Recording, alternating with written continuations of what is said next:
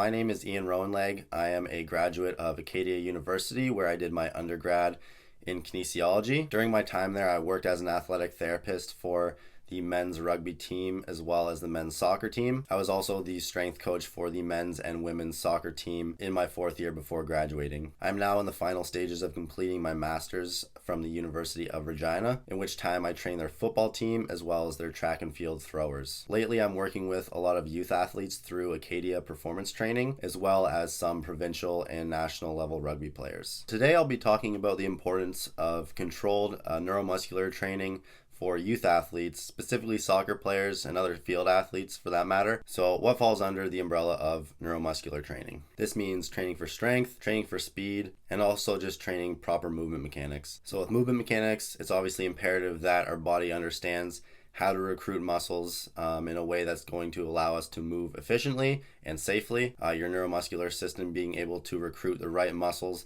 and to an extent that's going to allow them to control a movement properly and ultimately absorb the forces that they have to withstand during the sport itself and during the movement. And then speed, the extent to which our brains, our bodies can recruit those muscles fast enough to allow us to move quickly and efficiently and not only absorb those loads, but take that kinetic energy and use it to propel ourselves into our next movement efficiently and effectively. Let's take another sport, for example, say swimming. So to improve our times as a swimmer, obviously it's important to improve our ability to swim. That's our foundation. We have to improve technically, which will ultimately improve our swimming economy and also train those other physiological components, our aerobic fitness, our ability to buffer lactic acid, etc. But the foundation ultimately lies in the skill itself. Now let's take something like distance running. We're running straight for a long period of time. It's imperative that we're not only adapted physiologically, but our running economy has to be extremely efficient for us to sustain this movement over long distances. Now let's look at something like soccer. In soccer, our foundation ultimately lies in movements like running and jumping, but it's not like distance running where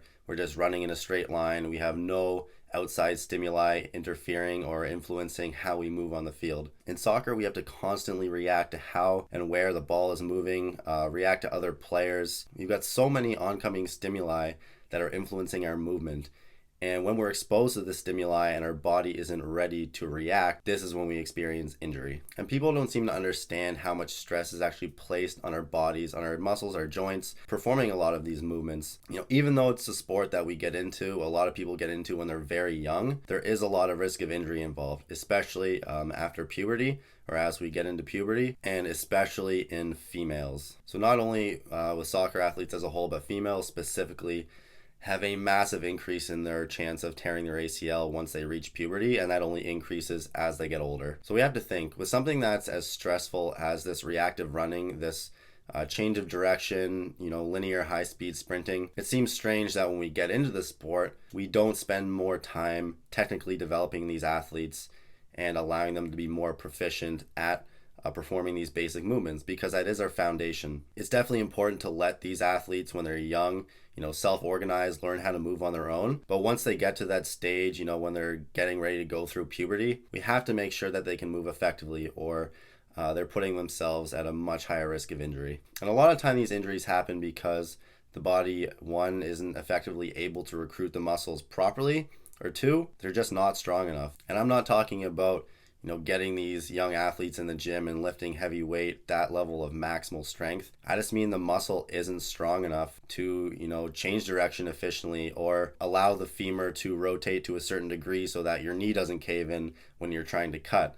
It's little things like that that we can work on to keep that athlete healthy and make them actually a better player in the process. And because, running and change of direction, agility is so foundational to the sport of soccer, a lot of these mechanical and strength adaptations that we can give these players aren't only reducing our risk of injury, but they're improving performance. The same variables that we would train a high-level soccer player with to improve their performance also have been shown to decrease the risk of injury. And I could literally drown in the amount of studies that shows the effectiveness of proper neuromuscular training in preventing risk of injury and improving performance. We actually have specific protocols that were implemented internationally. If you've heard of FIFA 11, it's pretty well known as an injury prevention protocol for soccer players.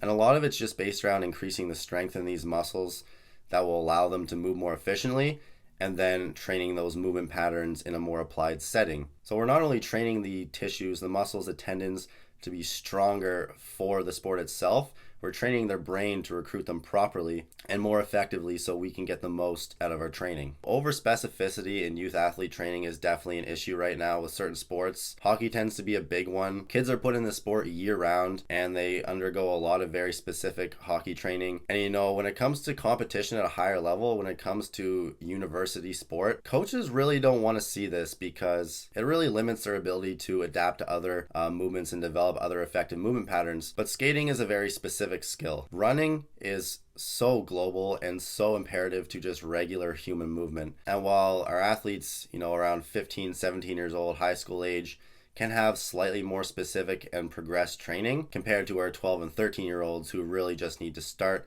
developing those basic movement patterns and developing a very foundational level of strength. Ultimately, both forms of training are grounded in proper mechanics in running. And when it comes to actually competing at a university level, if this is a point that our athletes get to, these athletes will be so much more prepared for the stresses of higher level competition. And it will actually help them once they get in the gym and do more resistance training, because this is a regular part of collegiate level soccer. They'll pick up on exercises a lot easier and allow them to get better a lot faster as well. And we've actually identified through long-term player development models how children, youth athletes adapt and develop different components of their athletic performance as they get older and as they go through puberty. And it just so happens that, between the ages of basically 12 and 17, we're able to maximize our improvement in certain performance variables that are also extremely specific to soccer. And so through research, we have identified the importance of things like hamstring strength, strengthening the glutes and the hip adductors, getting these athletes introduced to things like basic plyometric exercises that will help increase the stiffness in their Achilles and not only make them more powerful off their stride, but increase the health of that tendon as well. So the training's set up in a way that will allow the athletes to progress and move on to more complex movements, but also back off during parts of the year or certain times when we want to reduce stress. So we can take that time to go back to our foundational movements and still get that training in and have them focus on those basic movement patterns and then progress the exercises during the appropriate time of year. Even these FIFA protocols alone have been shown to decrease risk of injury by about 50%, which is huge. And in the same sense, we're not only preventing injury, but strengthening our glutes and hamstrings allows us to sprint faster. It means that our strides are stronger, and it also means our change of direction is quicker, because it means that those muscles that are also responsible for keeping our knee from collapsing also allow us to propel ourselves into a different direction when we're trying to change direction. So it is extremely beneficial to have our athletes go through this type of training as they are progressing and growing into their sport. Now, it is extremely important that when we are doing this training, we have the appropriate work to rest ratios, we have the right amount of volume for the time of year, the right intensity, and I will be regulating all of this. Everything will be tracked. We'll have specific tests for monitoring fatigue. Basically looks at decreases in power output, because power is very regulated by our central nervous system. So I can guarantee you that these athletes will be working in a very safe and controlled environment that will not only allow them to become healthier, but increase their performance as well. So I'm going to put my email on the screen. I also have a YouTube channel where I've been uploading some exercise videos for speed development and also uploading technical breakdowns of those exercises. Ultimately, what I want to do is foster a great environment for growth, build trust between me and the athletes, and have them know that we are here to keep them healthy and improve their performance and increase their longevity in the sport. If you have any questions, feel free to contact me, and I'm really looking forward to working with Dartmouth United. Cheers.